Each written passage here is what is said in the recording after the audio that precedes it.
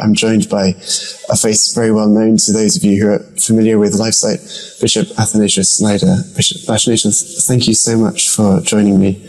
I wonder, would you lead us off in a prayer to start with? Yes. In nomine Patris et Filii et Spiritus Sancti. Amen.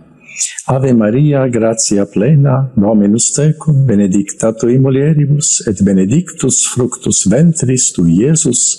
Sancta Maria, Mater Dei, ora pro nobis peccatoribus, nunc et in hora mortis nostre. Amen. Gloria Patri et Filio et Spiritui Sancto, sicut erat in principio et nunc et semper, et in saecula saeculorum. Amen. In nomine Patris et Filii et Spiritus Sancti. Amen. Thank you very much, Your Excellency. Your Excellency, I wanted to start by asking you a little bit about your own upbringing in the Mass and in the faith, because I think it holds a lot of correlations to today.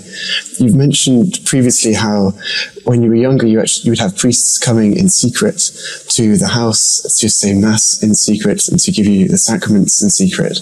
I think in light of the recent restrictions on the traditional Mass, many Catholics are not quite experiencing perhaps the same level of persecution in one sense, but they are finding it that there are more similarities in the difficulties in finding the traditional Mass. I wonder if you'd have any advice or any words for that now. I consider it a grace in my life of God, who gave me the possibility to grow up and to have the experience in the clandestine church or the underground church, where we had hidden masses with holy priests, and this situation helps us to treasure ever more the Holy Mass, this greatest treasure which God left us, Jesus Christ here on earth. And then to value the unspeakable value of every Holy Mass.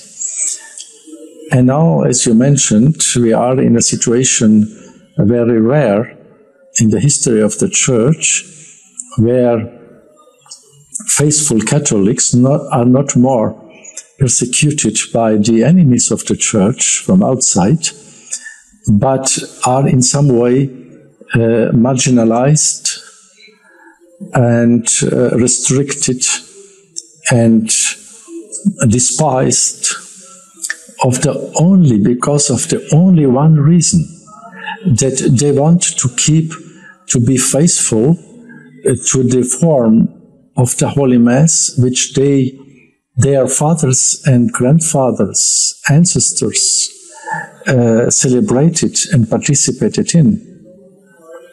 The traditional rite of the Holy Mass, which so many saints from more than a millennium at least loved, cherished, and participated.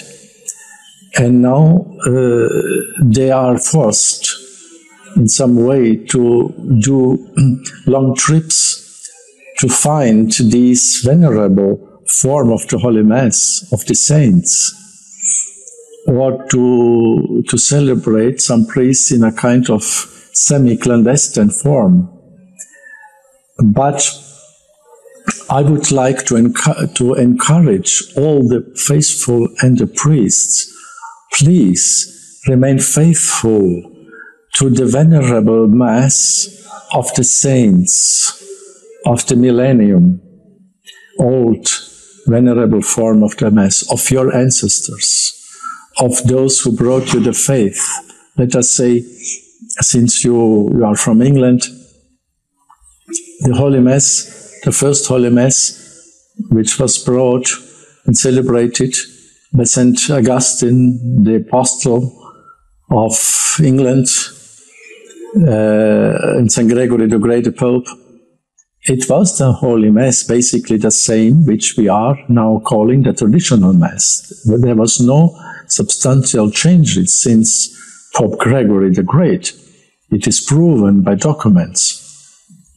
Or other, France, Germany, Spain, all the countries, Poland, the Catholic countries, Ireland, they were growing up, the saints and the apostles of these countries, with this venerable Roman Mass for centuries, for millennium.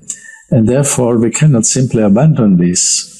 And we have a duty to hand over this venerable form for the next generations, and God will bless all the sacrifices which faithful and priests are doing for the sake of the fidelity to this form of the Holy Mass. God will bless this with many blessings. Absolutely.